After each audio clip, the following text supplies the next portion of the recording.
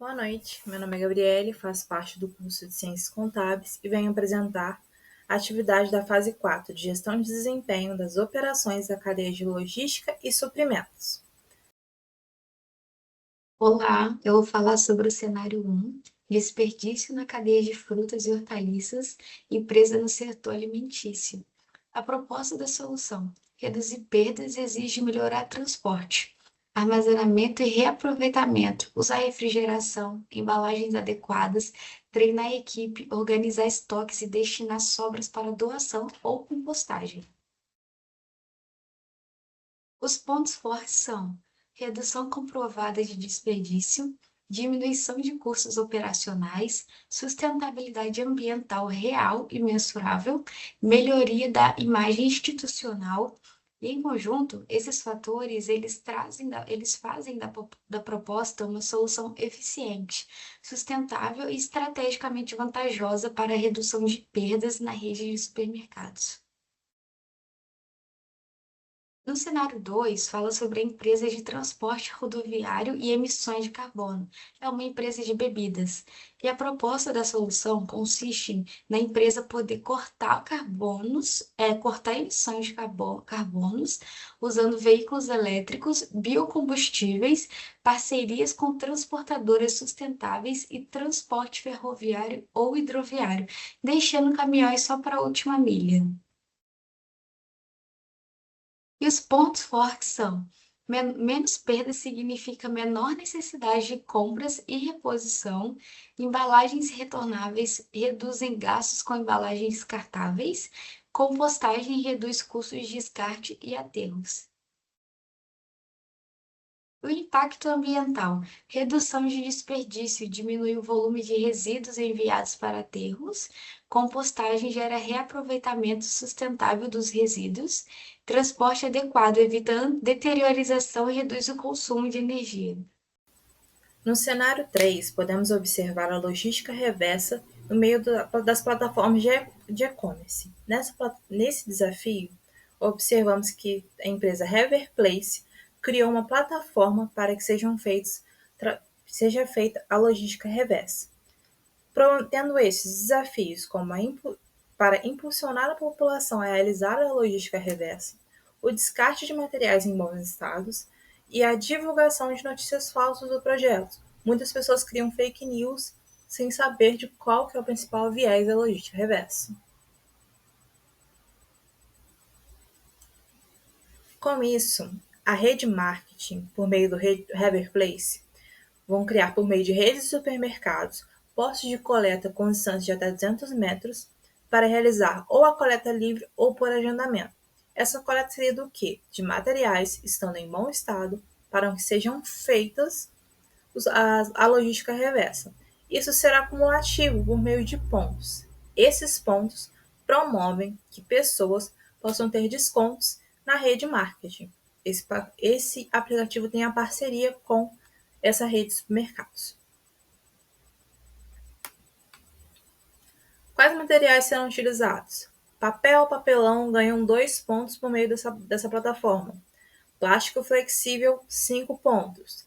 Vidro, 7 pontos. Logística especial. Nesse caso, seriam pilhas, baterias, óleo de cozinha. Ganhariam 9 pontos. E a ação bônus promoveria 10 pontos. Temos o diferencial que é necessário que seja baixada essa plataforma, que por meio dessa plataforma baixada, a pessoa tem acesso aos postos de coleta e ela também consegue acumular os pontos. Caso a pessoa possa fazer o descarte do seu material sem ter a plataforma logada, ela não vai conseguir acumular os pontos para usar os descontos nas redes de supermercado.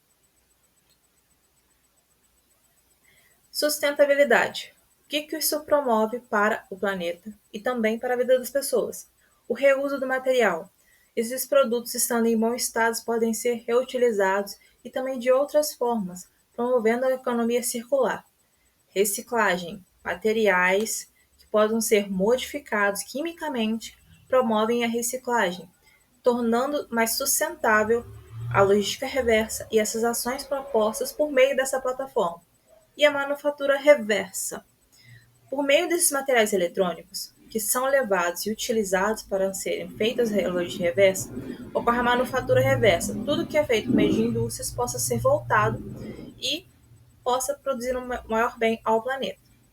Agora vamos ao cenário 4. Nesse cenário, a montadora analisada apresenta uma dependência muito grande dos fornecedores internacionais. Isso significa que em qualquer problema externo, seja algum atraso no transporte, uma mudança no câmbio, ou até mesmo desastre natural, alcança diretamente a fábrica.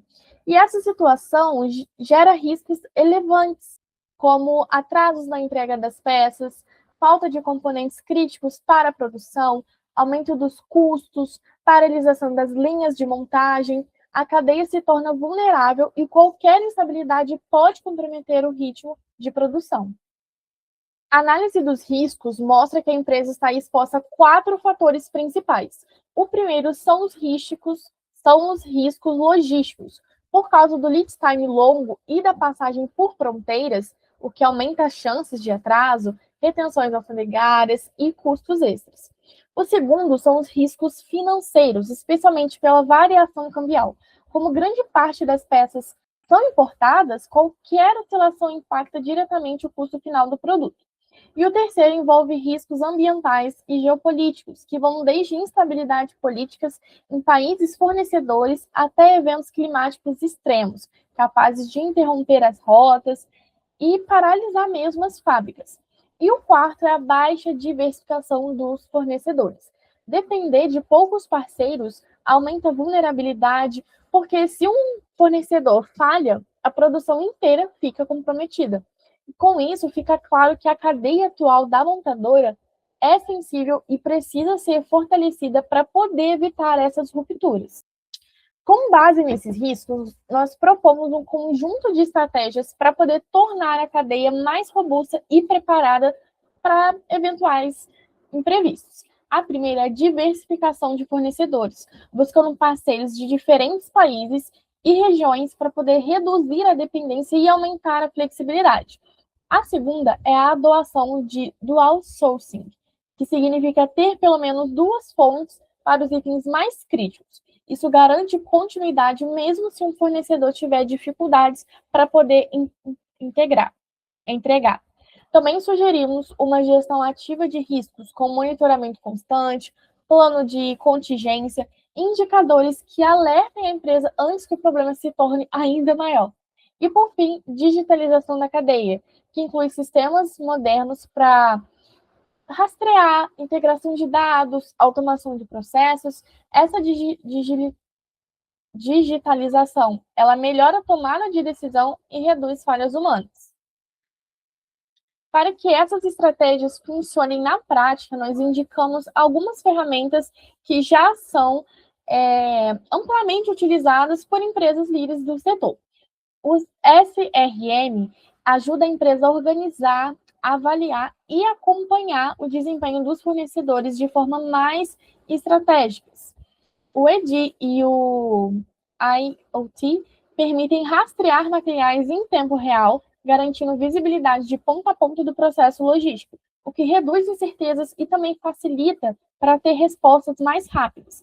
E os dashboards integrados, que reúnem dados essenciais da cadeia, permitindo decisões mais rápidas e baseadas em informações que estão atualizadas.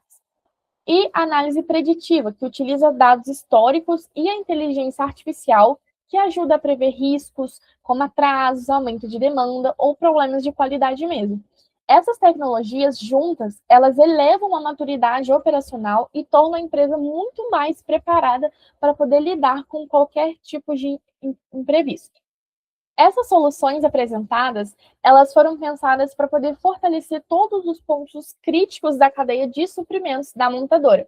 E ao diversificar fornecedores e adotar esse modelo, a empresa diminui sua dependência e reduz chance de interrupções na operação. Ao mesmo tempo, a digitalização e uso de ferramentas avançadas, elas podem ampliar a visibilidade da cadeia, permitindo identificar esses riscos com antecedência e agir rapidamente. Isso reduz impactos logísticos e financeiros, melhora também a previsibilidade e garante que mesmo situações inesperadas não interrompam a produção. No conjunto, como um todo, essas soluções aumentam a resiliência da cadeia de suprimentos, tornam o fluxo mais estável e permite que a empresa continue atendendo seus clientes com qualidade e pontualidade, mesmo em cenários instáveis. Por isso, nós acreditamos que essa é uma estratégia eficiente, prática e alinhada também com as tendências mais modernas de gestão da cadeia automotiva. Somado a isso, vemos o cenário 5, que é a sustentabilidade no armazenamento e distribuição de uma indústria de cosméticos. Essa estratégia, ela promove que pessoas possam utilizar seus materiais, seus cosméticos, como shampoos, condicionadores, hidratantes, perfumes, enfim, e eles possam ser reutilizados por meio da logística reversa, levando seu material até o posto de coleta ou postos de coletas mais distantes, que tenham centros de distribuição, possam auxiliar com a logística reversa e a reutilização de material. Para que o consumidor leve esses materiais da marca em si, isso promove que ele possa ter descontos nas próximas compras. Esse desconto ele é acumulativo. A cada uso levando tais materiais, uns 10 materiais, que possam ser feitos a logística reversa, acumulam-se pontos para que possa ser utilizado para o consumidor em descontos.